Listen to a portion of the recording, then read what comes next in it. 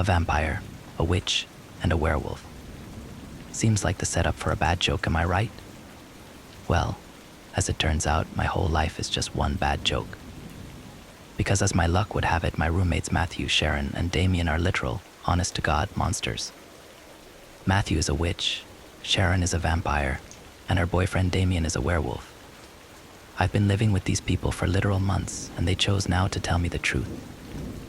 Okay, let me backtrack and explain to you how I ended up in this situation. A couple months back, I hit a rough patch in my life. It was the off-season at work, so my hours had been cut. I work at a themed cafe. And then my girlfriend cheated on me and kicked me out of the house, essentially leaving me homeless. I was depressed and desperately in need of a new place to live. So I did the stupid thing and browsed roommate wanted ads on Craigslist. Theirs was the first one I clicked on. Bada bing, bada boom. Next thing you know, the four of us were meeting up at a local restaurant to discuss my possible tenancy. They had their reservations about me at first, as did I them. I mean, I answered their Craigslist ad for crying out loud. That's gotta be suspicious to someone considering the site's historic link to some of the most gruesome true crime cases in this century. Then again, they did put the ad on the site to begin with, so hence the meeting. Well, my first red flag should have been that we met up at night. I guess since it wasn't too late in the evening when we met around 7 p.m. and was in a fairly public place, I thought nothing of it. After meeting up and getting the pleasantries out of the way, we started introducing ourselves.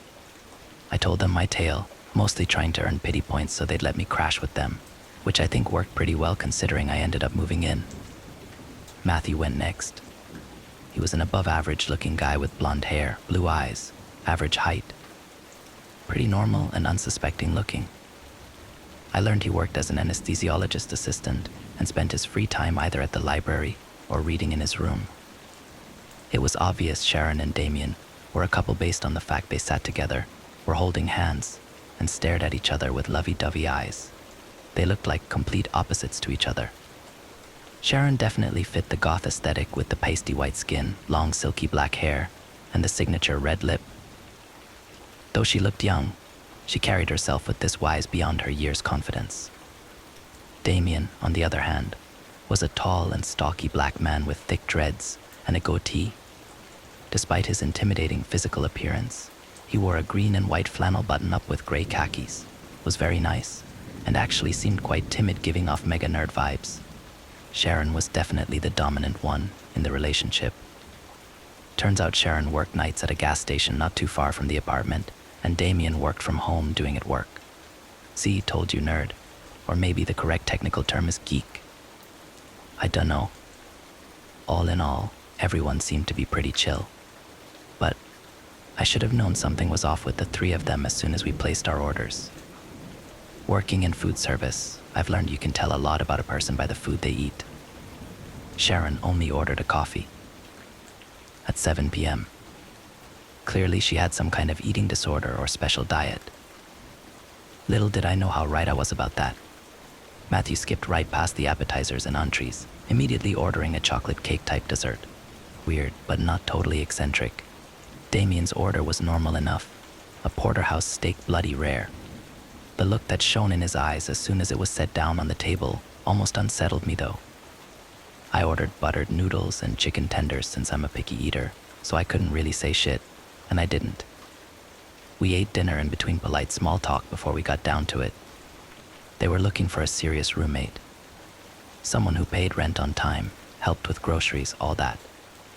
Specifically, they wanted someone who could be trusted, someone who wasn't loud and could keep to themselves, someone peaceful and unproblematic. Something their last roommate apparently hadn't been.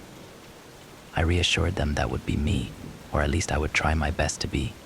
They bought it and invited me over for a tour of the apartment the next day, apartment 413. It was the 13th and largest unit on the 4th floor. It was a 4-bed, 3-bath with about 2,000 square feet. Matthew had the master, and despite being together, Damien and Sharon had their own rooms, but shared a connected bathroom. I would take the empty room, which was the smallest, and have my own bathroom. The communal spaces were the large living room that had floor-to-ceiling stained glass windows and the decently sized kitchen.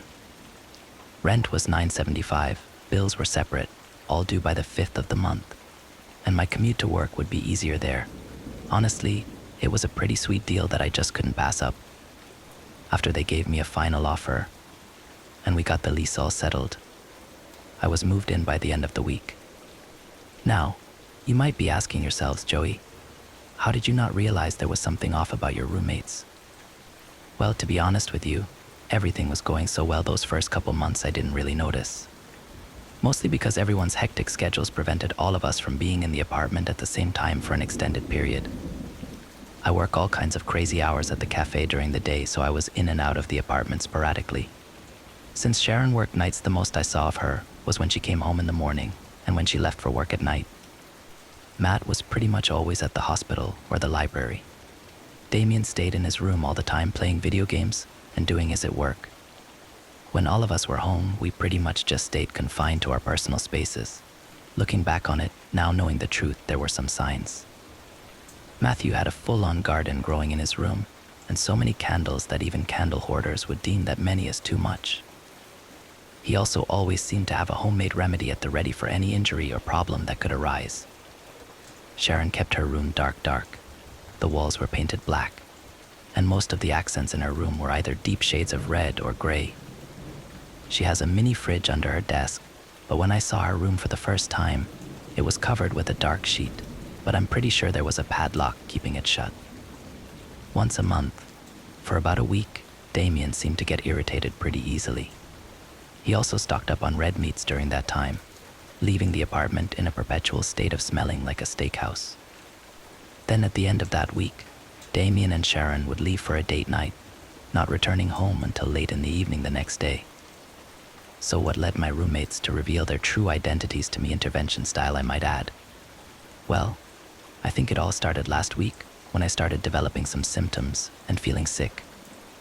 I let everyone know I wasn't feeling well and would try my best to quarantine myself to my room to prevent the illness from spreading. Matt offered me a special cream, a salve I think he called it, to try to help alleviate my symptoms. I politely refused. About midweek, I noticed that the roommates had become a little more involved than usual, Matt and Damien especially. They would constantly check up on and keep an eye on me as I tried to recover. I thought it was sweet at the time. After a couple of days, I recommended that they get out of the apartment for a bit because I didn't know if the bug I'd caught was contagious. Reluctantly, they agreed, on the condition that I would see a doctor if I still wasn't feeling well when they got back. I agreed to their terms, deeming them as fair. I'm glad they left when they did, because the worst of the flu or whatever I had occurred when they were gone. Nobody should have seen me like that. My days were full of body aches, chills, and strange hallucinations. At some point though, my fever must have broken, and I instantly started to feel better, my body back on the mend. I was in the middle of preparing a nice soup when my roommates returned home. I was feeling better, but still felt off kilter, and decided soup was just what the doctor ordered. "Hey guys," I greeted as the three of them came in through the front door. My tunes blasted in the kitchen as I chopped vegetables next to a boiling pot of water that was eagerly waiting to boil my chosen meat. I waved my hand that held the knife at them while wiping some sweat off my forehead with the other. "I'm making soup. You guys want any?" Matt dropped the grocery bag he was carrying as he saw what I was cooking. Damien's jaw practically fell to the floor, and Sharon took a cautious step back. "What the fuck?" Joey Matt stuttered as he slowly walked through the apartment. He pushed my slightly ajar bathroom door fully open. What I asked defensively, "It's just soup." Damien stepped in. "There's an arm on that cutting board." I furrowed my brows in confusion, sucking some tasty vegetable juice off the tips of my fingers. I looked down. Sure enough, sitting right next to my pile of chopped celery and onions was a woman's severed hand and forearm, lying in a giant puddle of blood. Her nails had been painted a vibrant yet elegant shade of red. I pressed my lips into a thin line. "Heme, how did that get there?" It was then that I noticed the state of the apartment. Large brownish stains covered the living room carpet. Dry and wet blood trails littered the floors. I looked to my bathroom, which Matthew had been investigating. Floating in blood and partially melted ice in my bathtub, laid the body the arm on my cutting board had belonged to. Her clouded, dead eyes were staring right at me. The young lady looked familiar to me in the moment, but I didn't know why. Slowly, the reality of this whole situation set in.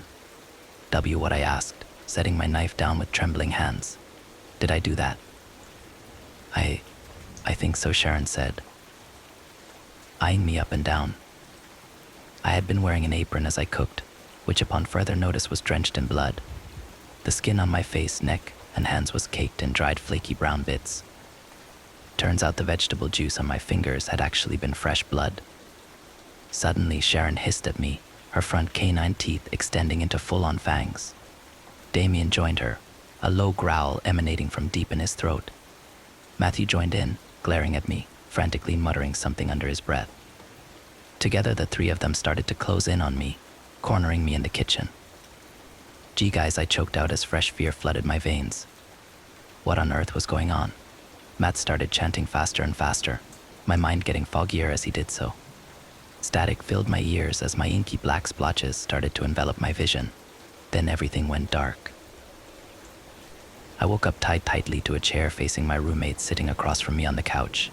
The way the three of them sat there made it feel like I was on trial, sitting in front of a jury, which, essentially, I was. Matthew was the first one to say something. He introduced himself. I'm Matthew Lawson, which... I looked at him, dazed. Matt then prompted Damien to go next. Damien Fisher, werewolf. Sharon went next. I'm Sharon Ramirez, and I'm a vampire. I stared at them, mouth agape. You guys can't be serious, I laughed. Then I remembered what happened in the kitchen, and my expression changed. Oh, we're serious, Damien said, crossing his arms into his chest and sitting back. Dead serious, Sharon added. Matthew leaned forward, resting his fist on his chin, taking a good look at me. I flinched when he stood up, slamming my eyelids shut thinking that would protect me from another one of his witchy attacks. Then, he did something unexpected. He untied me. I rubbed my raw wrists gingerly as he sat back down. Then he gestured to a steaming cup of tea sitting on the coffee table between us. He motioned for me to take it. Cautiously I did, stealing the tiniest sip of the liquid I could get away with. The tension between the four of us grew thicker as the awkward silence stretched on. So, that's where me and my roommates currently stand. Now that I knew what they were, my roommates were now demanding to know what the hell was I. That's a good question, because I didn't know. Next story. I took my family to a water park. It ruined our lives. Okay, buddy, we're right here. If you hurry, we can hit the wave pool before we go. I ruffled Will's hair, gave him a little push. He folded his arms, defiant. The racing slide. It's the funnest one. Most fun, I corrected. And whatever you say, Willie. He nodded with a H and peace, satisfied, and scurried off. He weaved his way through the molasses of the crowd, splitting families and couples as he homed in on the dilapidated porta-potty. This was one of the few recent attempts Will had dared to use the bathroom all by himself. He was capping a good run, but being out of the house, I kept an eye on the door for any signs of distress. Said it 100 times I would have noticed anyone coming or going. Maybe 5 seconds I looked away. Was that enough time for him to jump out? And, run off in the opposite direction? About 5 minutes after he had gone, I got up. I leaned on a casual arm against the porta-potty. In a whisper shout over the drone of the few hundred happy pool-goers behind me. Buddy, it's me. How's it going in there? There was movement inside, I swear it. I swear it wasn't my imagination. I heard something. I turned and saw my wife dip end dots in one hand and waving with the other. Can't call it a day at the water park without ice cream. I smiled and wrinkled my nose as a joke. All right, Will. I'm coming in. The door was unlocked. I made an effort to open it as little as possible and slip inside. I did a double take, turned a full 360. Checked the neighboring porta-potty and returned. No, he couldn't have. I peered down past the toilet seat. Log-sized turds floated in the septic stew below. Will. I stepped outside and circled the porta potty. Will I called again. My wife appeared next to me holding Lila's hand. What happened? Where's Will, she asked. I don't know. He was inside. Lila, did you see him leave at all? My daughter shook her head, thrusting a spoonful of dots into her mouth. You were supposed to be watching him, my wife said. I know. I grabbed the arm of a man nearby. Excuse me, sir. Did you see my son leave this porta potty here? I described Will in detail.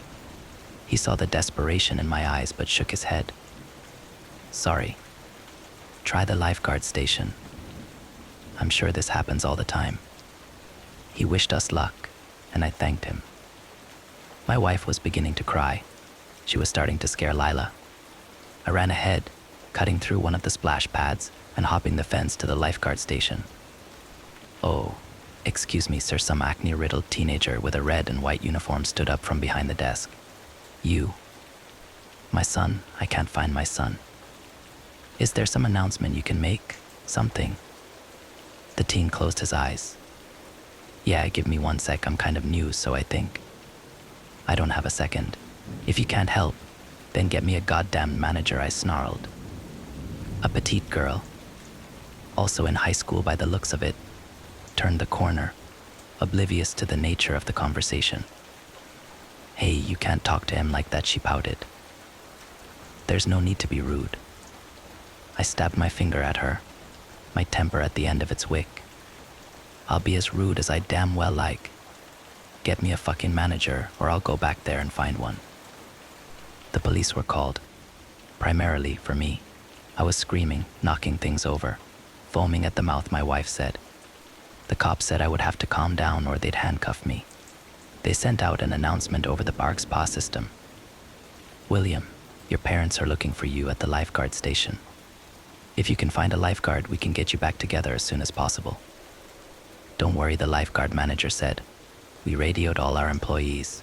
He'll be back in no time at all. As it turns out, lost and found children in places like these is fairly common. The problem was, Will never turned up. How do you go home after that? We stayed as long as we could, but it's not like we could sleep on the slides. So, the same day I left for the water park with my family, we returned, one short. Lila didn't know what was happening. We told her Will had gotten lost and the police were looking for him. She asked why we weren't looking for him. She began to cry. The funny thing about humans is how simultaneously effective and ineffective we are at lying to ourselves. Because a deep part of yourself, something in your core where you know you can trust it, smells the bullshit. And yet we'll take that lie and run, far as we can, until our legs give out or we crash face first into a wall. After the first day, that piece of me in my core knew I'd never see Will again. But I ran like hell. My lust for closure deflated my marriage like a water balloon with a leak. I was stupid to think I wouldn't get laughed out of the court during custody proceedings. But the one reprieve I had came yesterday. If I couldn't have answers, if I couldn't have my family or my son back, then I'd have some sweet revenge. This last year, I'd been leading media campaigns, doing interviews, degrading myself to what I used to frown on and call an activist. All to destroy the water park that took my son. The park was small, got a lot of bad press in the local outlets where most of their customers were. Apparently, this wasn't the first incident in the park's history, far from it actually, having a long list of lawsuits and scandals. But it was the last straw, and eventually, they were forced to close. Yesterday was the first day of the demolition. I watched it in person, one-man audience, and it felt good. I was getting ready to leave around midday when a commotion in the site held me. Axe. Grab the axe. The crew was in mayhem, and advantageous to my curiosity. No one was around to stop me hopping the barrier to get a closer look. It's dead. Stop, it's dead. I was too far to see what the men were standing over and crept closer. Fucker. That's a world record. Call someone. Who? The police. Animal control, call someone, Christ's sake. Where did you find it? It's in here. Well, go check it. Be careful too. I felt my way along a bulldozer, close enough now, and stuck my head past the edge. The scene made my knees buckle. I couldn't comprehend what I was looking at. Dead, and covered in hacks and slash marks, was a python. Never mind a snake, it was the largest animal I'd even seen up close, long as a school bus, longer even, stretched out. Despite its size, it looked thin, as if it hadn't eaten in weeks. Tell me what happened, one of the construction crew asked a younger member. We was using the machine and clearing the area like you said. Went and knocked over them porta potties, and the dragon came, rearing its head out one of them holes beneath. The crew began to buzz, taking pictures of the beast and kicking it. The construction man nodded and called for the worker who had gone to check the hole. Come on out. That's a shithole. Nothing to find. B-boss. The sight fell silent. What is it? There's bones. There's bones down here. I woke up screaming the next morning. Wandered around the house until I went for the newspaper. After all the pieces were collected, the bones they found belonged to 10 unique skeletons. It was a reticulated python, the invasive one, 26 feet long. Found the humidity of the park, nice, and chose a place it wouldn't be found. Headlined the local paper for a day before it was pulled. Previous owners of the park still had some influence in the area. And what did I get? Closure. I would have rather been buried with my unanswered questions. Next story. I worked as a night guard at a grocery store. They left a strange set of rules. I saw the job listing 2 weeks ago. Wanted night guard at West Market in redacted PA. 12 a.m. 6 a.m. shift. $21 hour. The whole thing struck me as odd, right off the bat. What kind of grocery store needed a security guard while it was closed? Was the crime really that bad? But I needed the money. Badly. And 2 days later, after a phone interview with a man named Clive, I showed up for my first shift. As soon as I pulled up, I sort of understood why they needed a night guard. The grocery store sat at the edge of a rundown strip mall. Large signs reading space for rent hung in the store windows, but judging by the dusty glass and flickering street lamps, no one had taken them up on the offer in years. I parked near the front door, and as I approached the building, I saw a woman hurrying away from the store. You must be Aaron, she said breathlessly. The night guard. That's me. Bay. Clive left you some instructions. I put them on the conveyor belt at register 1. She gave me a polite nod and then stepped around me, heading for the only other car in the parking lot. Oh, thanks, be friendly, my inner voice scolded. She's your new coworker. I turned around. Hey, what's your name? But she was already diving into the car. The door slammed, the car reeled out of the parking space, and then she was gone. So much for a new friend. I turned back towards the store. The parking lot was completely empty now, and the nearest street light was flickering with an odd, erratic rhythm.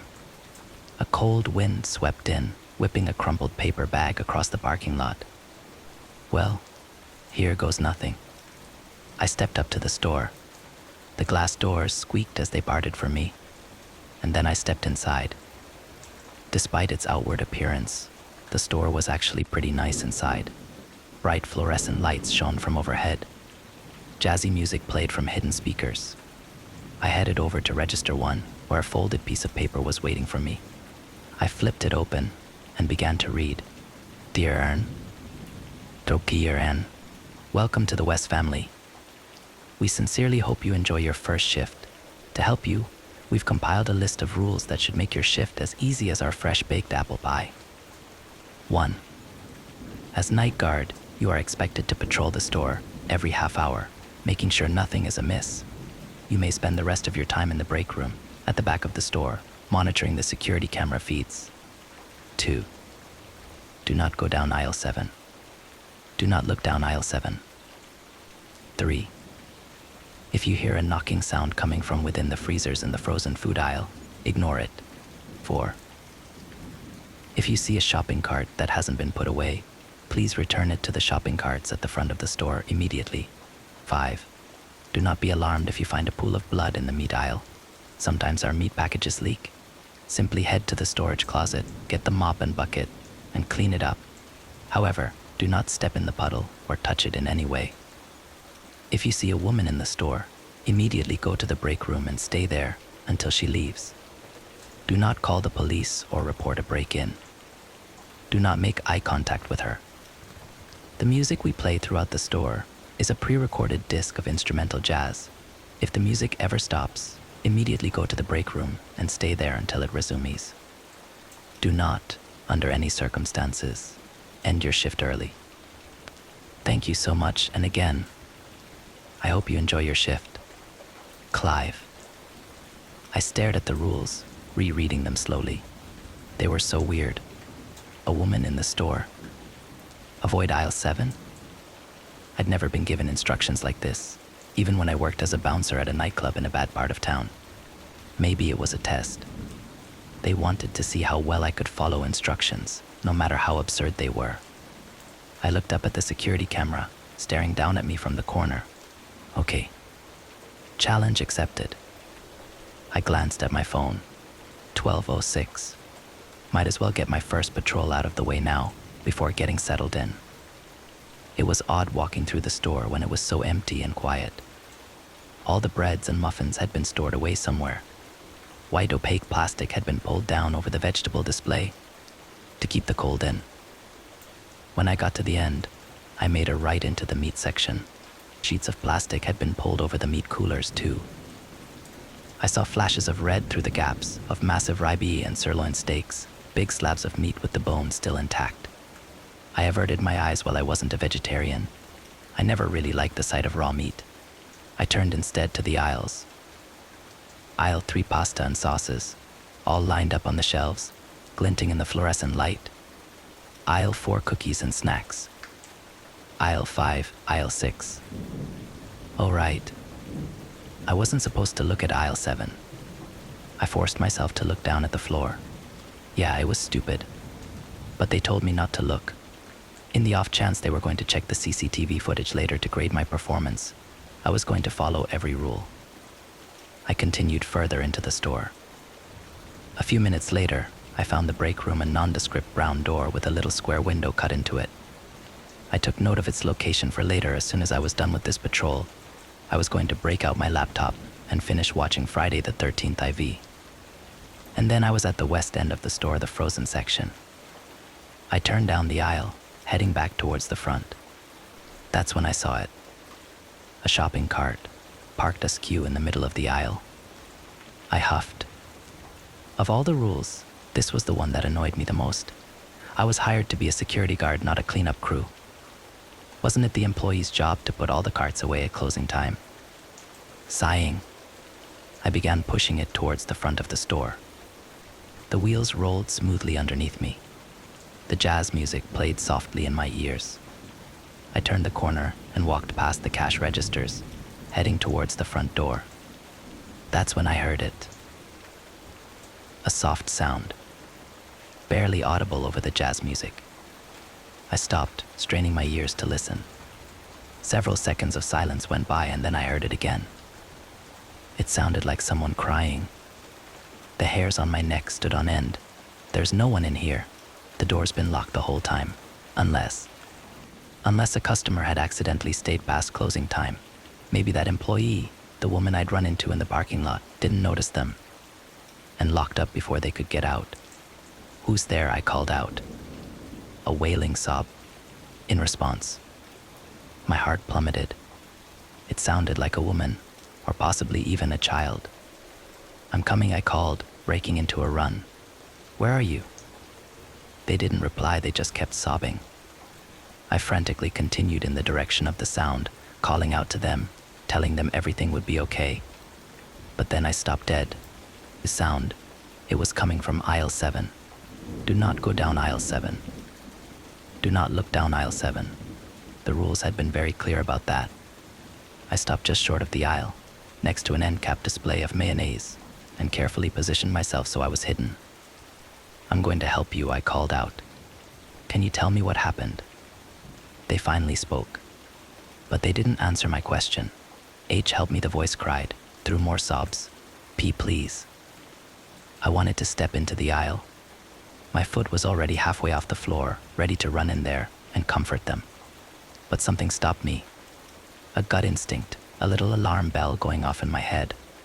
Because out of all the aisles, what were the chances this person would be in aisle 7? And besides, they were safe. They were in an empty store with me. It's not like they were in a dark alleyway in the middle of the night. Come out of the aisle, I called, my voice shaking a little. Then, I'll be able to help you. Please, the voice replied. Help me. This is stupid. Clearly some person got stuck in here after closing time, and they're scared. Just go into the aisle and help them get home. But there was another part of my brain, the instinctual, lizard brain part, and it was screaming at me to not move a muscle. Do you need me to call someone? I tried. Your parents or family? The police. H, help me, the voice pleaded again. The help me. It sounded the same each time they said it, a little stutter at the beginning. An emphasis on me. It almost sounded like a recording or some AI-generated thing, looping over and over. It didn't sound natural. Come out of the aisle, I shouted. Come out and I'll help you. The sobs got louder, faster, hysterical. Help me, the voice pleaded again, in a desperate tone that made my stomach twist. I stood there, pressed against the mayonnaise display. Listening to them sob was making my stomach flip-flop, even if it did sound slightly unnatural. I could call the police, I thought. They'd know what to do. Except I'd left my cell phone with my backpack at cash register 1. And getting it would mean crossing aisle 7. The rules didn't say anything about walking past aisle 7. They just said I shouldn't go down it or look down it, and I couldn't just stand here and do nothing. What if it really was someone who needed help? A child who'd sprained their ankle and couldn't get up? Don't worry. I'm getting my phone and calling the police, I called out. Then I took a deep breath and stepped across the threshold of aisle 7, towards register 1. As soon as I took a step, the crying stopped. Just like that. Violent sobbing, and then in an instant nothing. Like a switch had flipped. Then the footsteps started. Loud, slapping footsteps of someone running down the aisle. Way too large to be a child, coming straight at me. My heart dropped. It's a trap. They're coming for me and I'm probably going to die here. But as soon as I made it across the aisle, the sound stopped. All I heard were the soft jazz tunes playing through the speakers overhead. I hightailed it to the break room, completely forgetting about the cart I was supposed to return. The break room was small and cramped. The little square window in the door had been blacked out with construction paper from the inside. The only source of light came from the computer screen on the desk, displaying the security camera feeds. I scrolled through the feeds. I quickly noticed that none of them offered coverage of aisle 7. It seemed like the cameras were intentionally placed to avoid that aisle. After searching the grainy black and white video for anything amiss, I leaned back in the chair and closed my eyes. When I finally opened them again, it was almost 12:30, time for my next patrol. I didn't want to go. I felt safe here, locked up in this little room. But I also knew I wouldn't be safe if I didn't listen to the rules. I shuddered, imagining what would have happened to me if I'd gone down aisle 7. If I hadn't listened. I pulled myself out of the seat and headed for the door. The store was completely silent. No hysterical sobbing or pounding footsteps.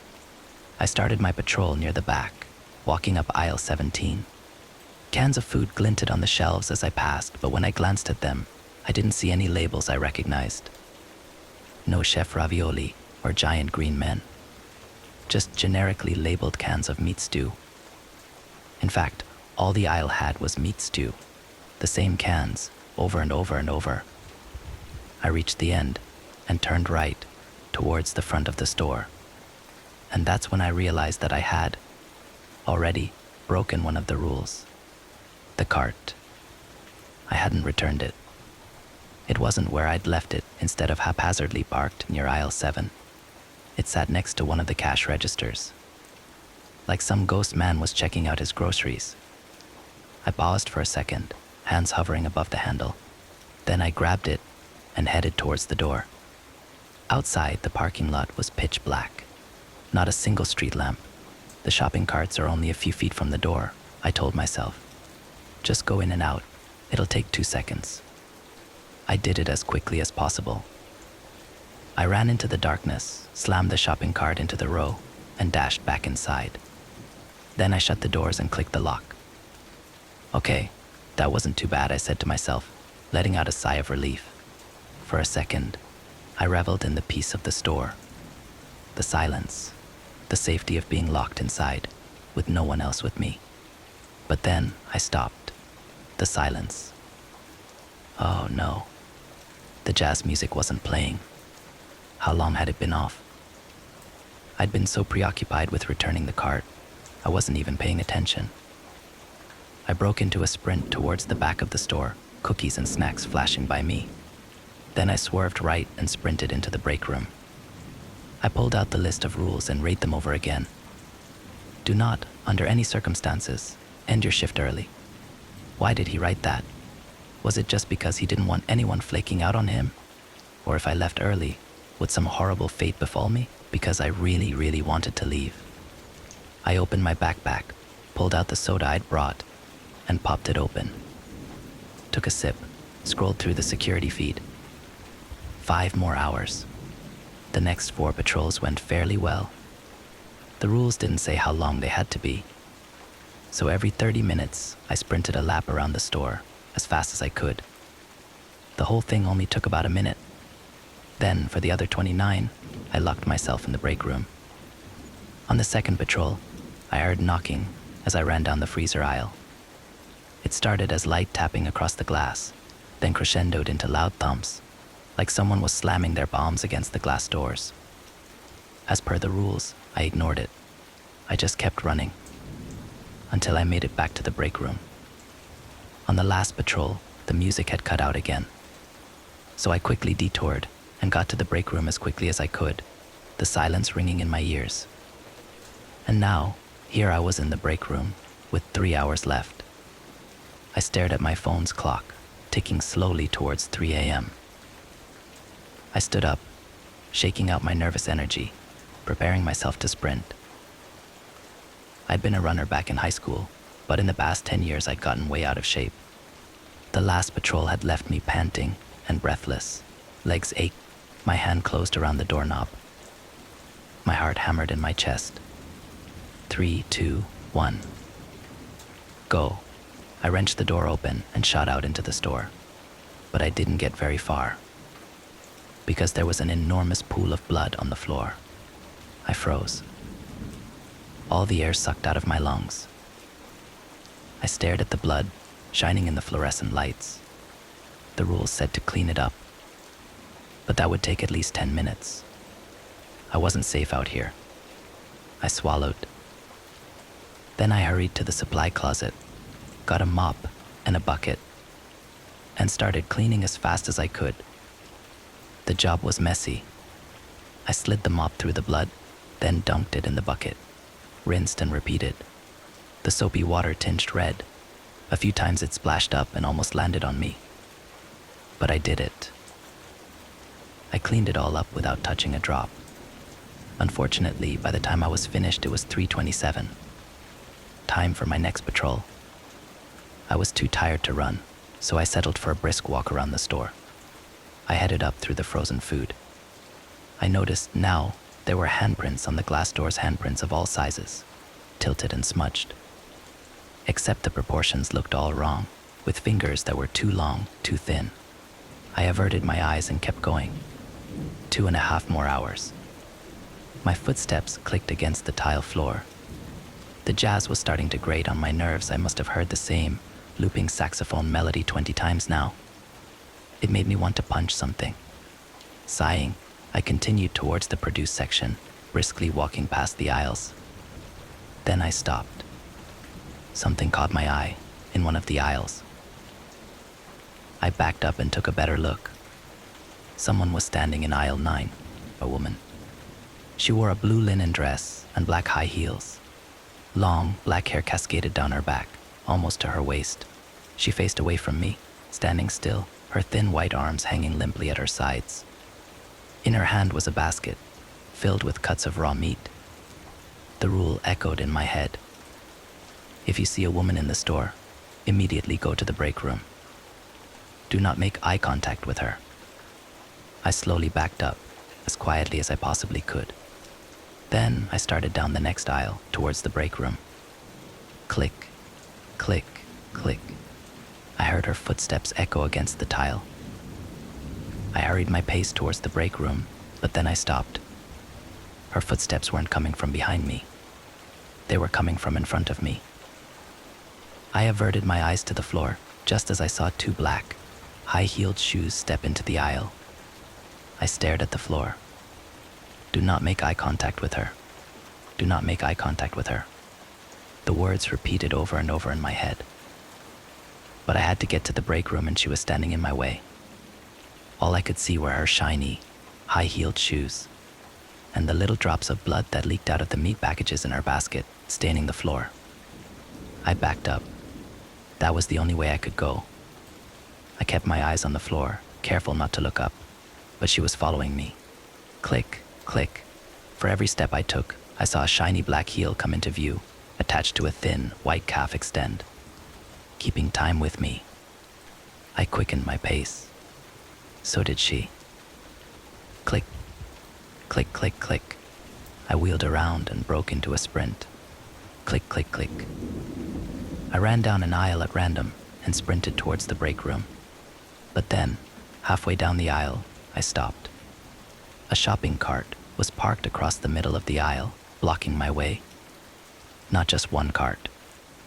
Several of them, stacked up in a teetering tower that was nearly as tall as the aisles themselves. I was trapped. I backed away, my heart pounding. Click, slow, methodical footsteps. Coming towards me, slowly, like a cat stalking its prey. I took my chances. I turned around, sprinted back out into the open, and stepped into the next aisle. Oh, no, no. I knew it instantly. A tattered lump of gray clothing and sickly, pale blue skin sat on the floor. The person, the creature, the thing folded in on itself, in a pose reminiscent of a crying child.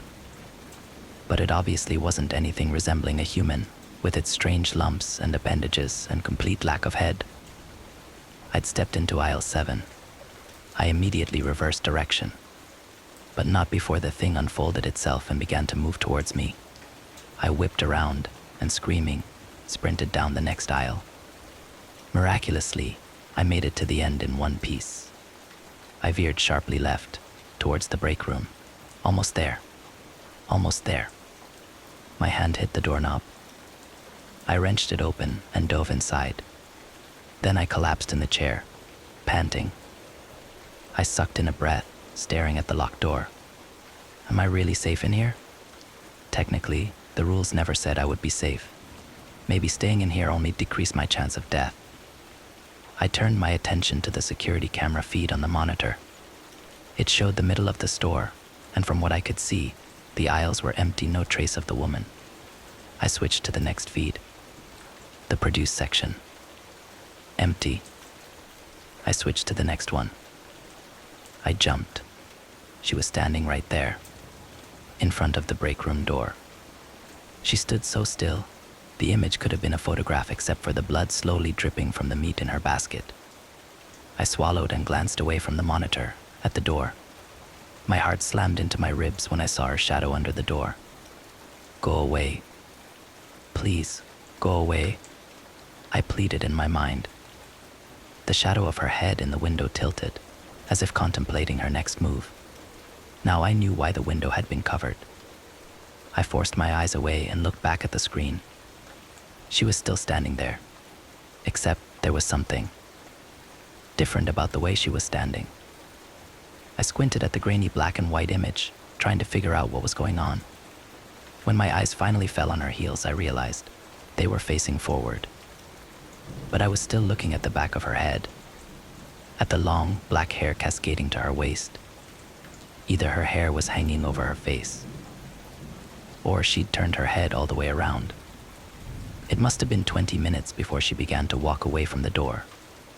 I couldn't tell if it was just the low frame rate of these crummy cameras, but her movements looked jerky, her body lurching with each step. It made me sick to watch. When she disappeared from the screen, I let out a breath of relief.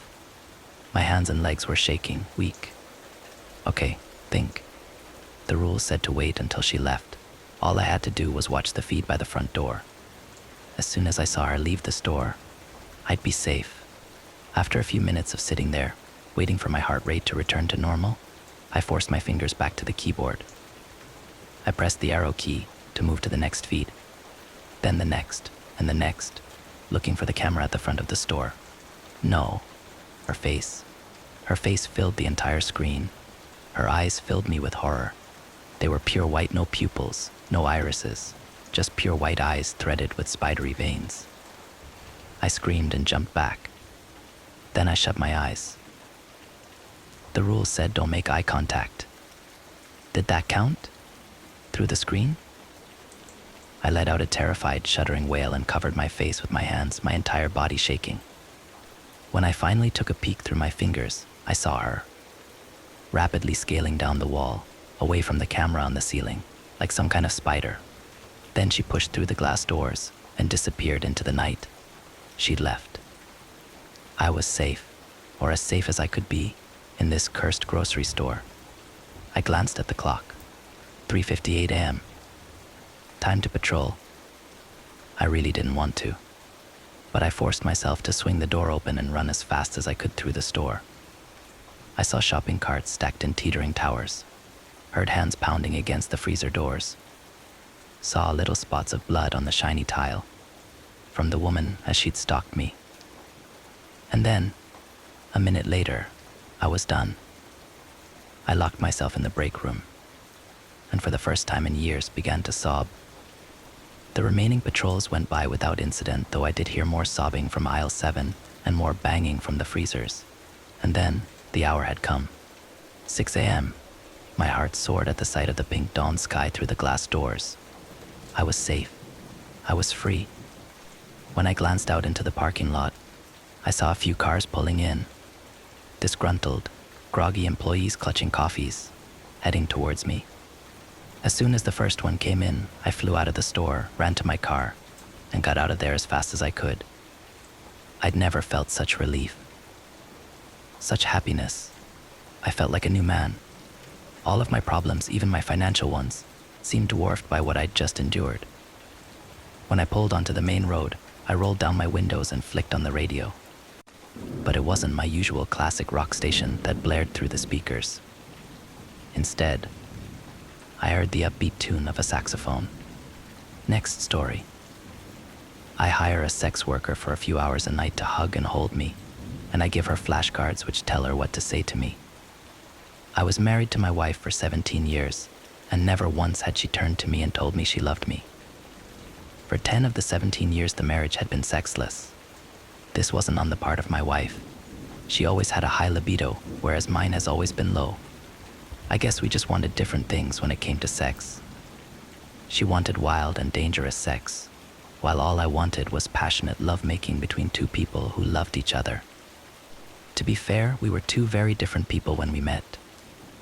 They say opposites attract, and at the time I felt lucky to have found her. She worked as a psychologist and taught at a very prestigious university. I owned a small building company, and we met when I was contracted to do work in the building where she taught. The marriage wasn't always bad. At the start, she was amazing and tried hard to make it work, but it didn't take long for the differences between us to become a barrier. The last 3 years have been the hardest. The constant arguing meant we no longer shared a bed together. Whenever we do manage to be in the room together, the air is thick with a tension that is pressed down on every breath, filling the room with an unspoken weight. It had reached a point where the love I craved was no longer just a longing, but a gnawing hunger. When I first hired a sex worker, it started as a way to just feel the warmth of a woman. I wanted to feel like I was wanted, and loved even if it was a hollow performance. The first 2 times I hired a sex worker, it was just sex. It was nice and passionate at times, but it wasn't the sex I was missing. When I hired the sex worker the 3rd time, I made it clear I didn't want sex, I just wanted someone to hold, and to hold me.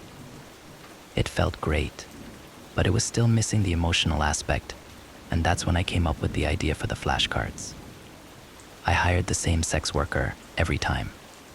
Gemma was considerably younger than me. She was the same age my wife was when we first met. Apart from age, the only other thing that resembled my wife was the color of her eyes. By our 4th encounter, Gemma knew what I was after, so when I pulled out the flashcards, she was happy to go along with it. You make me feel safe. Hold me tightly and don't let go.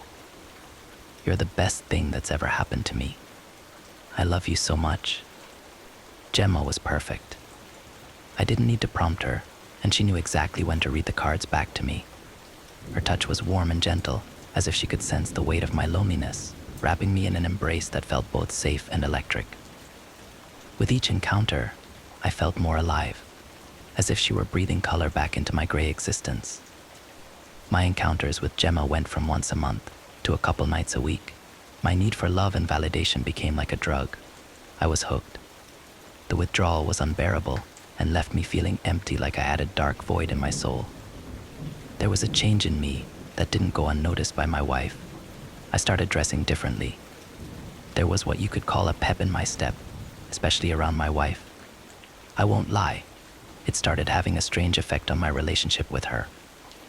She was easier to be around, but I did suspect she knew something was up. The motel where Gemma and I met was a little more upmarket than the usual sleaziness and despair of a roadside motel. It wasn't 5 stars, but it did offer a certain discreetness. When the door opened, I was taken aback. Gemma stood before me, but it felt as if my wife had stepped into the room. She wore the same soft blue dress that my wife loved, its fabric hugging her figure just right, and her hair was styled in the same way, long and cascading with those effortless waves. Even her eyes seemed to shine with that familiar sparkle, making my heart race with a mix of longing and confusion. As she stepped inside, I noticed how she embodied my wife's mannerisms perfectly, the way she tilted her head when listening, the gentle laugh that danced from her lips, and the soft way she held her hands. It felt surreal, a haunting echo of my wife. My heart raced, torn between pleasure and a disquieting sense of unease. Was I still with Gemma, or had I somehow crossed a line into a disturbing fantasy? Gemma's uncanny resemblance to my wife sent a chill down my spine. The same blue dress, the exact haircut, and our mannerisms mirrored my wife's so perfectly that it felt like a cruel joke. "How did you know to dress like this?" I asked. She smiled, tilting her head just like my wife. "I thought you'd like it. Don't you remember how much she loved this dress?" My heart raced as a knot twisted in my stomach. Was this a coincidence, or had she been watching us? I wasn't sure what to think, and I couldn't, in good faith, continue this charade. "I have to go," I said as I quickly left. That evening, a fragile tension hung in the air as my wife and I sat across from each other at the dining table. She glanced up, her blue eyes searching mine, and for the first time in ages, I felt a flicker of something I thought I had lost. "I've missed you," she said softly. "Really?" I replied. It was the first time in 10 years I heard even a hint of empathy from her mouth. She nodded as the tension in her shoulders slightly eased before she reached across the table and gently brushed my fingers. As we moved to the bedroom, an unfamiliar warmth washed over us as our barriers slowly crumbled. "Let's forget everything for a moment," she said. That night she gave me everything I had longed for in our relationship. For the first time, I felt the affection I craved as we made passionate love. As we lay there in the sweaty aftermath of our lovemaking, I reveled in the closeness. But that was quickly shattered when my wife started echoing the same phrases from the flashcard I had Gemma recite. I lay there, stunned, my heart pounding as her words echoed in the darkness. "You make me feel safe," she whispered. How could she know those exact words? My mind raced as I pulled away slightly, the intimacy suddenly replaced by a chilling unease. I shrugged off the previous night as a strange coincidence, convincing myself that I was overthinking things. My wife had simply said the right things at the right time, nothing more. The next evening, I decided to sleep in the spare bedroom, seeking solitude. Sometime during the night, I was jolted from my sleep as I felt a familiar warmth. Opening my eyes, I froze. Gemma was lying beside me. Her arms were wrapped around me in a tight embrace. A chilling feeling of dread crept up my spine as I looked around the room. All the flashcards I had made for our encounters were now nailed to the walls of the room. "You make me feel safe," she whispered, repeating each phrase like a ritual, her voice eerily soft. I couldn't handle it anymore. The flashcards, the strange way my wife had been acting, the eerie resemblance Gemma had started to take on everything felt like it was closing in on me. I needed space. I needed to breathe.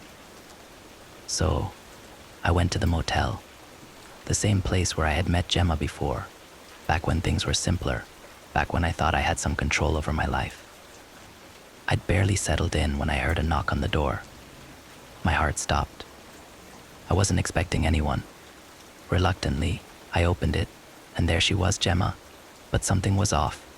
She looked exactly like my wife again, but this time there was no warmth. Her eyes were cold, just like the way my wife used to look at me when we argued. "You couldn't stay away, could you?" she said, her voice dripping with venom. "Gemma, why are you doing this?" She stepped inside, not waiting for an invitation. "Gemma? Is that what you call me now? You pathetic little man." The words hit me like a punch to the gut. That's exactly how my wife used to talk to me in our worst moments. "You think paying for affection makes you a man? You think a few nice words on flashcards are enough to fix your sad, broken life," she said in a cold, unrelenting tone. "Stop it," I said, shaking. She ignored me, walking further into the room. "You've always been weak. That's why she can't love you. You disgust her." "Shut up," I shouted. "You're worthless. You were never enough for her. You'll never be enough for anyone." I snapped. The words, the look in her eyes, the way she embodied everything my wife had said and done to break me over the years. It was too much. I lunged at her, shoving her hard. I didn't mean to hurt her. I just wanted her to stop.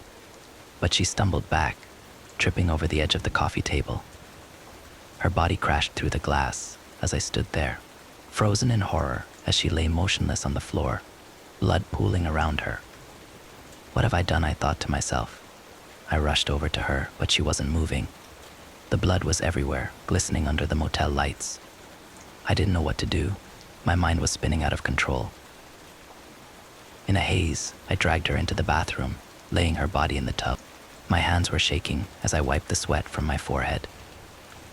For a moment, I thought about walking away and leaving her for the cleaning staff to find. I couldn't think straight, couldn't focus. I needed help, so I grabbed my phone and dialed 911. "There's been an accident. Someone's hurt." The police arrived quickly, faster than I expected. I led them to the bathroom, trying to calm my racing heart. I was shaking as I opened the door to show them the body, my mind already running through every possible scenario. But when I pulled back the shower curtain, there was no blood. Instead, lying in the tub, was a mannequin lying there with its glassy eyes staring up at me, its limbs twisted and stiff. My stomach dropped. Pinned to its chest and limbs were all the flashcards I had given Gemma. "You make me feel safe. I love you. You're the best thing that's ever happened to me." The officers stared at me, confused, but I couldn't say anything. I couldn't explain it. The room spun as I sank to the floor, gasping for breath. Had I imagined everything? Or had it all been part of some twisted game? As I slumped against the wall, catching my breath, my vision blurred with panic and exhaustion, I noticed one of the flashcards pinned to the mannequin wasn't like the others. The handwriting was different, sharper, and more deliberate. My stomach knotted as I read the words, "Smile. I'm watching you. Your loving wife." Ice ran through my veins. My gaze darted around the room. I hadn't noticed before, but tucked discreetly in the upper corners of the bathroom were tiny, blinking red lights. Cameras. I rushed back into the main room, scanning it frantically. Sure enough, there were more, one behind the mirror, another disguised as part of the smoke alarm. I felt sick. She had been watching me here, in this very motel room. She had seen everything. Every intimate moment, every breakdown, every twisted encounter with Gemma. How long has this been going on? My chest pounded with fury and disbelief. I had to confront my wife. This thing that she'd orchestrated wasn't just about our marriage. It was something far, far darker. I drove to her work, my hands gripping the steering wheel. When I arrived at the university, I stormed into the building where she taught, not caring about the stares or whispers as I pushed my way toward the lecture hall. My heart pounded louder with each step. I couldn't think straight. I couldn't focus on anything except getting to her. I flung open the doors to her lecture room. The room was full of students, all women. And there, front and center, sitting with perfect posture, was Gemma. But she wasn't just any student. She was sitting at the front, like a prized pupil, fully engrossed in what was happening on the projector screen. It took me a moment to register what I was seeing. On the screen were videos of me, of us, every humiliating, intimate moment of our marriage playing out on the screen. My heart sank as I saw flashes of our arguments, the loveless years, and then the nights I'd spent with Gemma. My wife stood at the front of the room, dressed impeccably as always, her cold eyes gleaming with satisfaction. She paused the video and turned to face me with a smile that sent chills down my spine. The entire class turned to stare at me as well. "Welcome, darling," she said. "I didn't expect you so soon, but it's a perfect time for a demonstration." "What is this?" I growled. She gestured to the screen casually, like she was explaining a case study. "This, my dear, is the culmination of years of work. A deep dive into the male psyche, specifically the fragile male ego and toxic masculinity." She smiled, but there was no warmth in it, only malice. "And you, my love, have been the perfect subject." The room was filled with murmurs of agreement from the students. Some took notes. Gemma's eyes locked onto mine, but they were no longer soft or inviting. They were cold, complicit in this twisted charade. "You set this all up?" "The cameras, the flashcards, Gemma." My wife tilted her head, her smile widening. "Of course. Every part of your life, your marriage, your infidelity, I curated it all. I needed to break you down, to strip away every false layer of self-worth until only the truth remained. That's what this experiment was about. What better way to understand a man's breaking point than to use his own desires against him?" I stumbled back, bile rising in my throat. "This is sick," I cried.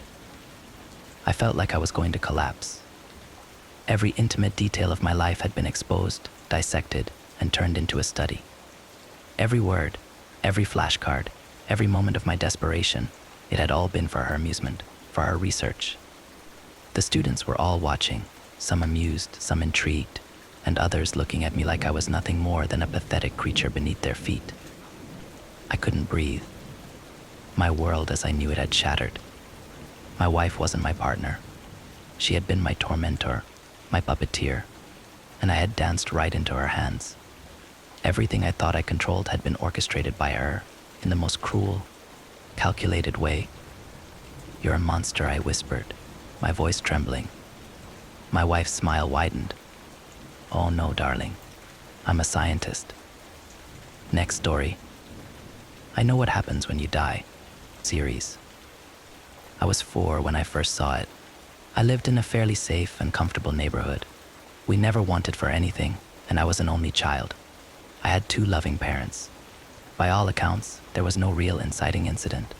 No trauma, no fear, no nothing that would make me hallucinate. I was by all accounts a gifted child who lived with great, loving parents in a large house. I remember I had come home from school. I had gotten a snack from the pantry and I was taking over the living room to watch Power Rangers, as was my after-school tradition. As I walked into the living room, I looked out into the backyard. At the time, my little brain could only register a furry lump, a squirrel. It hadn't been torn apart or killed by anything. just died of old age. I knew death was a thing, but I had never seen it in real life up to this point. This was the first time it occurred. From the corpse of the squirrel, I saw what looked like stringy tethers break loose from its body. Ethereal blue things, barely thicker than twine, pulling apart as I saw a ghostly, blue version of the squirrel emerge from its body. It regarded me for a moment as I watched it. Could it see me? Did the dead watch us? Then I saw it immediately scamper off. My family wasn't religious. I wasn't religious. We were Christian, sure, but we didn't exactly visit church every Sunday, nor did we avoid specific vices or espout virtues. Still, we believed in the basics. When you die, you go to heaven if you're a good person, hell if you're a bad person, but at the time I called it heck. Seeing this ... well, I didn't know what to do. How was a 4-year-old supposed to handle this? Instead of watching TV, I went to my mom in the office. She was busy on a computer, having a serious talk with someone I didn't know. And are you sure it's nothing serious? If you hate Shem, I'll have to call you back. We'll pick this up soon. Sure. Goodbye. She'd hang up the phone, turning in her chair to look at me. Yes, Danny. Mom, there's a squirrel in the backyard. I'm sure there is, honey. Is that all you wanted to say? Mom, I think it died. Her face twisted in a look of revulsion. All right, dear. Let me get Daddy to take care of it. She left the office. I could hear her calling Jacob. Jacob. Baby needs you to do something for me. She didn't get it. I mean, how could she? What was there to understand? And I didn't exactly blurt out that I saw ghosts. I was 4. What was I supposed to say? So I hid it. I locked it away in my brain, and it was my little secret. In a way, it gave me catharsis. I wasn't having existential dread at the age of 4, but the unknown still scared me.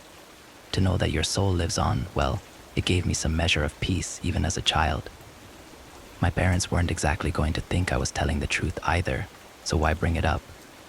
Kid me knew grown-ups couldn't see stuff kids could. But it was all right. There was no rule book, but I picked up some things as I watched. Some minor rules. Creatures had to be big enough. A mouse seemed to be the cutoff. I didn't see ants or gnats appear. From death, it took about 40 seconds for something to break free. I didn't know what would happen if you were brought back after legal death, but I assumed your soul was dragged back to you. You didn't get to fly, but you could walk through walls like a ghost most of the time. That was about all I had gathered for about a few years. Things were good for those 2 years. I had my secret nobody else knew, and it gave me peace. I knew one of the great unknowns of humanity. Me, a kid. I felt like a genius. Then the greater truth was revealed. It was December 8th, at about 6:15 in the morning on a Sunday, that things went to hell. I had been dreaming peacefully when the scream woke me up. I bolted upright, almost too afraid to speak. My room was on the 2nd floor of the house, and my parents were down the hallway. If I screamed, I'd wake them up. I had nightmares before. Was that all it was? Just a bad dream and a sudden scream. When you're a child, your mind tricks you to justify things. It couldn't trick my eyes, however. And across the street from us was Jeffrey Raymonds. Mr. Raymonds was an old guy, not quite senile, but his best years were behind him. He was a kind man. I loved going to his house when we went trick-or-treating. He liked to boast he gave out full-size candy bars. That made him my favorite neighbor. I got out of my bed to see where the scream had come from, as it had been outside my window and across the street. Was Mr. Raymonds in danger? I didn't know, but I had to look. Mr. Raymonds was entirely blue, just as I had seen other dead things before, but he wasn't acting like himself. He was panicked. He was in his pajamas, howling, screaming, running through walls. He had died, probably from old age, but this wasn't like the squirrels or rabbits I saw. No, he was screeching, sprinting, sometimes going through walls, sometimes hitting them. It's like his body wasn't solid enough. It scared me. I ran down the hall, heavy steps ignoring how early it was, as I'd enter my parents' room. I went to my dad's side of the bed. Dad, I'd say, Dad. Wake up. Can you wake up? He'd groggily groan, leaning over to look at the alarm clock. Hey, bud, it's really early. You okay? Nightmare, he'd ask, sitting up from the bed. Mom wouldn't wake up, heavily sleeping. I think something bad happened to Mr. Raymond's. Why so, buddy? Just a bad feeling. Nightmare. No, I just ... Can you go check on him? Mr. Raymond's might be sleeping. You know he's an old guy, Dad told me. Dad, please. Can you ... please? His eyes said, I'm not going to sleep until I do this. But his face said, anything for you, sport. He'd push himself up, getting his slippers on. All right. I'll go check on him. As Dad went down the stairs, I returned to my room.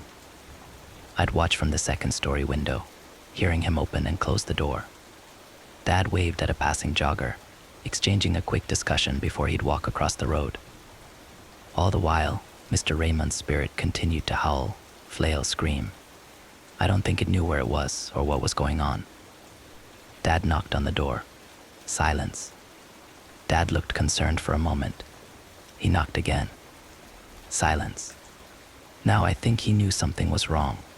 He'd do a quick jog back across to our house, where I heard him in the kitchen grabbing the phone and talking to someone. I hoped to see Mr. Raymond's spirit calm down, but he'd just ... keep screaming, keep running throughout his rooms and through his walls. There's a danger in nature when an animal gets wounded. It calls for help. Sometimes a kind human finds it and pulls it out of a trap. Other times, a fellow member of the species finds it and saves it. But most often, those cries attract a predator. And in this case, Mr. Raymond's spirit was a siren. I stayed glued to the window, watching the scene, my eyes switching between the actions in the physical world as an ambulance pulled up in spiritual world. Mr. Raymond's ghost tirelessly howling and scrambling around. I wasn't sure how to help him, so I was going to decide to go to bed. That's when I saw it. This time, I had only seen blue spirits. Human, animal, or otherwise. They'd fluctuate in tone and opacity, sure, but always blue. This was the first time I ever saw a red spirit. It scrambled on all fours, long and lanky. Its arms were too long, its legs not ending in feet, but in two sharp talons, one in the front, one in the back. I covered my mouth, watching what I think was its head bob. It had no eyes, a sort of heavy shell covering the top half of its head. It was beelining to the screaming Mr. Raymond. Paramedics were having a polite conversation as it barged through them, phasing like a ghost.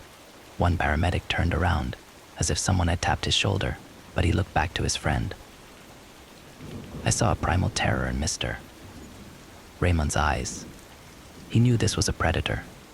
He screamed, howling less like a man and more like an animal before he charged into the house. The thing followed soon after. I couldn't see it, but I could hear it. Panicked screams, guttural cries, and then silence.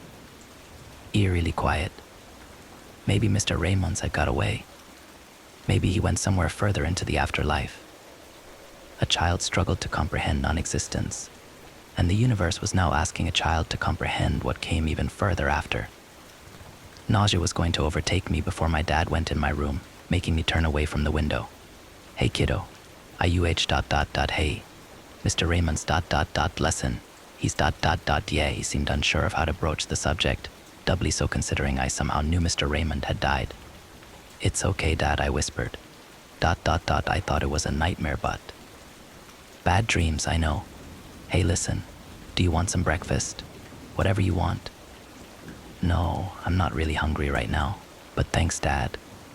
I love you lots. Love you too, buddy. Dad closed the door, probably wanting to give me some peace while I processed this. There were things to process, to be sure, but I didn't want to speak on it. I turned back to the window, watching to see if the red thing had gone. It hadn't. The red thing now stood in the middle of the street, hands twitching. Hands that ended in knives, not fingers. And it was staring at me without eyes. I covered my mouth in horror. Kid logic said that safety from monsters was always under the blanket. That made sense to me, scrambling under it as I got away from the window. Maybe it hadn't noticed. Maybe it was just a coincidence. Did it want to get me next? Did it want to kill me? The blanket covered me, head to my knees as I hid. I didn't need to see it. I could hear it. The clicking and clacking of its knife fingers on the walls. The red glow as it moved inside my room. I was trapped under my blanket, quivering. And as it came into my room, it just sat there. Knees to its chest, right across from me. Time seemed to slow. Did I sit under the blanket for a minute? 20? 2 hours? I don't know, but it wouldn't leave, sitting there, watching me. I felt bile well in my throat. I wanted to throw up from panic and dread, experimentally, and against the child's code of what kept you safe. I removed the blanket. The thing was easily 7 feet tall, maybe more, but its arm length had to be about 8 or more. The shell on its head was more of a carapace, fused to the top of its head like a helmet. Leathery, red skin, taut and tight, like leather stretched over muscle. The worst was the mouth. It had no lips, no jaws, no normal teeth. What instead I saw was a slowly rotating blender of a hole, sharp and jagged. It was uncanny to feel a stare with no eyes upon you. We locked gazes, or at least I think we did, as I trembled in bed. I think I had peed myself, quivering, watching it observe me. It looked back, seemingly unaware of the horror I was in. We were in a stalemate until one long, bony knife finger uncurled. I watched that knife etch into the wall of my room, not damaging the physical space, but doubtlessly marking my room in the spirit world. It read, "Can you see me?" I looked at the wall, then to it, then to the wall. I nodded. Its razor maw rotated, sharp and jagged teeth spinning. "Can you hear me?" it asked, its voice guttural, like it came from a drain pipe clogged with muck. I nodded. Of all the words to come out of its mouth, I didn't expect what it said next. "Sorry. I didn't want to scare you." Sorry? A monster, made of knives and jagged pieces, was apologizing for scaring me. ... Can you hear me? I asked back. Yes. We stared at each other for an uncomfortable amount of time. How did you know I could see you? Your eyes. They're like a lighthouse. When you looked at me, I thought I was in a spotlight. Did you hurt him? I asked bluntly. Did you hurt Mr. Raymonds? Was that his name? It asked. Yes, I did. I'm sorry. Things are different when you cross over. But that doesn't make it right, I'd argue. It looked at me, seeming to finally parse that I was a child before it tilted its head. You will understand in time. What's your name? I shouldn't talk to strangers. I don't want to be a stranger. You're the only voice I've heard since crossing over. It paused, as if trying to figure out how to communicate with a child. Then, what's your name? Strangers don't give out their names. I don't have a name, it responded. I looked at him. It occurred to me, in some childish capacity, that not having a name was bad. I looked him over, quivering, ignoring the panic. He might look scary, but he was being too nice, too polite. Just because someone looked horrible didn't mean they couldn't be good. Rocky, I'd say. Your name is Rocky. Wyatt asked, tilting its head. Rocky's the Red Ranger. You're red, so you're Rocky. What's the Red Ranger? I stared at him, realizing he probably didn't know much of anything. As an adult, looking back, I realize how idiotic it all is. The juvenile desire to help, ignoring my own safety because I felt I was special. Nothing bad ever happened to special people, spoke the childlike mind. In fact, you can help him, and he won't hurt other people. Evil was a choice, and maybe, just maybe, I could make him something good. Rocky, do you want to be my friend? I asked, oblivious in my youth to how stupid this was, only focused on how I could help him. But you have to promise that you'll be good. I would like that very much. Rocky would make no promise. Only that he would like that. The longer you're in a strange situation, the more your brain just numbs itself to the insanity of it. It was strange at first, waking up to sometimes see Rocky at the foot of my bed. His appearance was sporadic. He'd appear and disappear as he saw fit. The longest I recall him being gone was about a month and a half. I almost thought he had left for good. Maybe he went to heaven? Then he came back, as if nothing had changed. After a time, it became weirder when Rocky wasn't around. I'd still see spirits, now and again, but I hadn't seen anything like Rocky since he came into my life. I kept him a secret from my parents. Coupled with everything that had happened, I thought I was an adult now at 6 and too old for an imaginary friend. It's laughable what children think maturity is, and to my younger self's credit, Rocky wasn't imaginary. At the beginning, I merely tried to introduce him to my hobbies and interests. It was through this way that I found Rocky couldn't see electronics that well. He could make out movies, video games, and TV shows, but he told me they were often muted and filled with static. When I tried to introduce him to video games, he just didn't comprehend it. A show that you play, it doesn't make sense. Board games he seemed to respond better to, though I'd have to read the rules and explain them. It was a Friday night that I finally asked about him, alone in my room when I should have been sleeping. Mom and Dad didn't know, plus my door was locked. Where do you come from? It was a simple enough question, open-ended. I was like you. You were a person. I flipped a card for Rocky.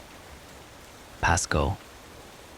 I'd move his piece for him and place the money in front of him, though he didn't seem particularly interested. Rocky just seemed to enjoy being treated like a person, as opposed to whatever he was. Yes. Do you remember your life? I was a person. I don't remember much of the before time.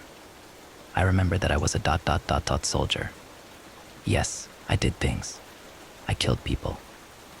My brow furrowed as I flipped my own card. Go directly to jail. Gross. I moved my piece. Is that why you're how you are? Rocky craned his head to better look at my eyes. He liked to make eye contact, even though he had none. It is a rule I found out about the after. When you kill, when you take a life personally, you become more like me. I stared at him. It was a heavy topic for a child, much more so with the frankness he presented it with. How do you know? I found others like me. I can smell when it's close. When someone is close to dying. The smell ... What's your favorite food? I moved his piece, but I did so half-heartedly. My attention was elsewhere. I like pizza with onions. Imagine that. But you haven't eaten in years. Imagine the smell. The aroma. So close. So delicious. It was the first time I ever saw 2 slits open on Rocky's face. Just above that mouth, a wheezing inhalation sound. You couldn't understand it. How hungry you get. How you'll do anything for it. My mind had finally linked what had happened with Mr. Raymond's. But you only chase after bad people, right? Was Mr. Raymond's a bad person, actually? Another wheezing. This one, however, was more of a laugh. No, I don't know. I don't care. I simply need it. I frowned. That wasn't a good answer. It was cruel and callous, even to a child. But you should only chase after bad people. Life and the after don't care about such things. Rocky's gaze locked harder with mine. Look at me. Understand me. Fairness, justice, morality, they do not exist. When you are in the after, you do what you need. You fight, you thrash, you eat, you survive, because that is all there is here. It was times like this, looking back. I don't think Rocky truly grasped how young I was. I don't think he had known such words would bounce off a child's head. I only remember them now because of what would come after. What if you just ... didn't? I'd ask, rolling my dice. Not out of jail. Rocky wheezed, laughed again. His head tilted further down, twisting his neck, until he was almost looking at me upside down. I need to eat. I need to. But... You like games, Rocky interjected before I could finish. Do you want to play a game I made? The room felt just a bit colder, but I wasn't going to back down. Sure. It is a simple game. You are the player. I will watch you. For 5 days. Only 5. You will not eat. Water is fine. But no food. You tell me to stop, but you will show me first. 5 days only. If you can do so, I will stop feasting. Rocky raised those 5 knife-like fingers. Do we play? 5 days without food is the sort of challenge a monk would do. 5 days without food as a child is borderline neglect. I was certain, however. Call it arrogance, call it wanting to be the hero in this story, call it my hope that I could stop Rocky from feasting. We play. Rocky offered his hand to shake. I took it, my smaller hand passing through his. It was only then that I noticed Rocky's entire hand could wrap around my torso if he was in the room with me. Those 5 days were difficult, though I had my tricks. Mom asked if I wasn't feeling well during breakfast, but I shrugged her off. I told her I just wasn't hungry. My tummy hurt. During dinner, Dad thought I was sad or upset, but I assured him it was nothing. I don't think either of them believed me, but they were simply watching. Surely if I was hungry, I'd at least grab a snack, and it was easier to be mad at a child for only eating sweets and treats as opposed to meatloaf. What made it far easier to distract myself was Rocky. True to his word, Rocky followed me everywhere. Usually he'd stay at home when I went to school or would disappear to do his own thing. Trying to learn about multiplication tables or the proper use of punctuation is a sentence was hard as you could see this crimson behemoth looming in the room. The one brief note was that as we were walking to lunch one day, Rocky stopped. I didn't say anything and kept walking, but he seemed to be drawn to another classroom. My school went from kindergarten to 8th grade. Rocky focused entirely on a history class, watching what I think was a war movie. His head tilted to the side, breaking away from me as he went to look through the window. It occurred to me now that I could cheat. I could have something quick. It was day 3 now and water had begun to not cut it. I needed more. Just one quick snack. No, I'd think to myself. The Power Rangers wouldn't cheat and neither would I. Rocky would rejoin me later after lunch. It was during recess now and I was distracted playing kickball. Rocky followed me, watching children play, as I guarded the outfield. ... Did you eat? He'd ask bluntly, not a hint of trust in his voice. No. Good. I will. Rocky stopped what he was saying. Those slits on his face, where his nose would be opened up, drinking the air of the after and deeply. A low, guttural groan rippled from his throat. His words stopped. Every muscle on his body flexed, growing taut, his fingers writhing as he smelled something. Rocky, I whispered, confused. He didn't respond to me. I don't think he even knew who I was. He dropped to all fours and began to sprint. It was exactly as I saw him when Mr. Raymond died a wild, charging behemoth. The worst part of it all was how silent he was. That silence made it easy for me to hear the braying of something in the distance, the direction of which Rocky had begun sprinting towards. It was feasting time. Idiot. The ball. I was so distracted that I hadn't noticed that the kickball had landed in my field. The other kids were pretty upset at me about it. We'd finish the game, but I wouldn't see Rocky for the rest of the day, nor for the next 3 days. At any time I could have cheated, but I was too stubborn. I was too prideful and too assured in my victory. Rocky would come back, see that I had won, renounce feasting, and he'd ... I don't know. Go to heaven? Stop being a scary monster. I didn't know what victory was. By the 5th day, I felt lethargic and sick. Water wasn't enough, and I felt dizzy when I got on and got off the school bus. I wondered if Rocky had quit. Had he left because he knew he'd lose? I don't think so. Did he just not want to participate anymore? I didn't care. All I did know is that when I got home with Mom, Rocky was there. He watched me enter, following me as I passed the living room. Only a few more hours to go. Smugly, I thought he was scared to lose. It happened just as he said it would. My friend was shivering not with agony, but primal delight as he lifted this dismembered limb with his remaining hand, lifted the bloody appendage towards the camera.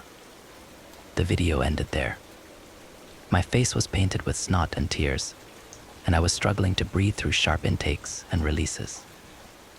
Through a throat hoarse from screaming. That was why, when I saw a Discord message from Simon had been removed, I felt relieved.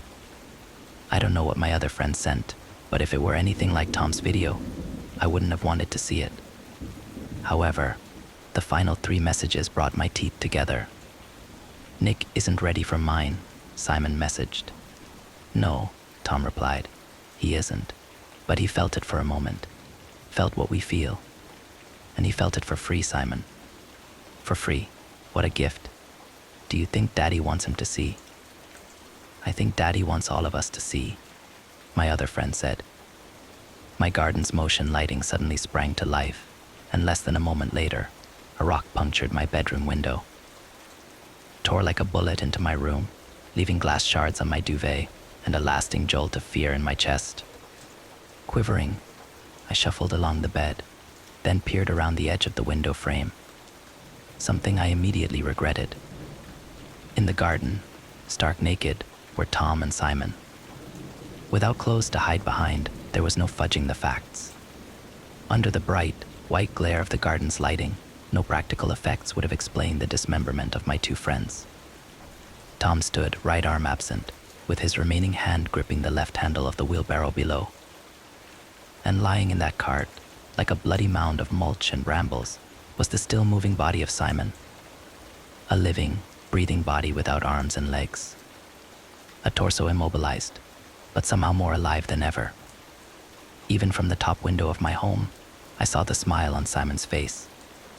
A face coated in trails of blood from the eyes he had plucked from their sockets. "Nick," Tom called from below. "I see you." Simon yelled something incoherent, opening his mouth wide to reveal that he also lacked a tongue. "Simon says it's time for you to see Daddy's page," Tom shouted, before pushing the wheelbarrow towards the patio doors. I yelled at the sound of shattering glass. Then I hurriedly slipped into my joggers. I did not run towards the front door, as I knew I would only meet my 2 unhinged friends. I tore open the bedroom window, ignoring Tom's delirious cackles as he dashed through my house, and I reached towards the trellis on my rear wall, an exterior feature I was glad to have installed the summer before. "I'm going to have to leave you here for a moment," Tom said to Simon. I heard my other friend release a series of giddy, unintelligible murmurs, the hauntingly happy moans and groans of a man trying to speak without the means to do so. Stairs creaked rapidly, and I screamed as I hurled my body out of the window, fingers weaving through the crisscross structure. The wooden framework of the trellis bent and strained under my weight, working fiercely to cling to the wall. I descended at great pace before my makeshift ladder decided to clock out, and halfway down, Tom's bare upper body burst through my bedroom window. He swung an arm and a severed stump in my direction, and if he hadn't dismembered himself, my once friend may well have seized me. But I made it to the safety of the paving slabs below, and then I fled. I still want to see Dad. I want to know what he did to the 3,789 people subscribed to his OnlyFans account. We've barely spoken in 2 years, so I don't pretend to know him anymore, but this still doesn't sound like the man I know.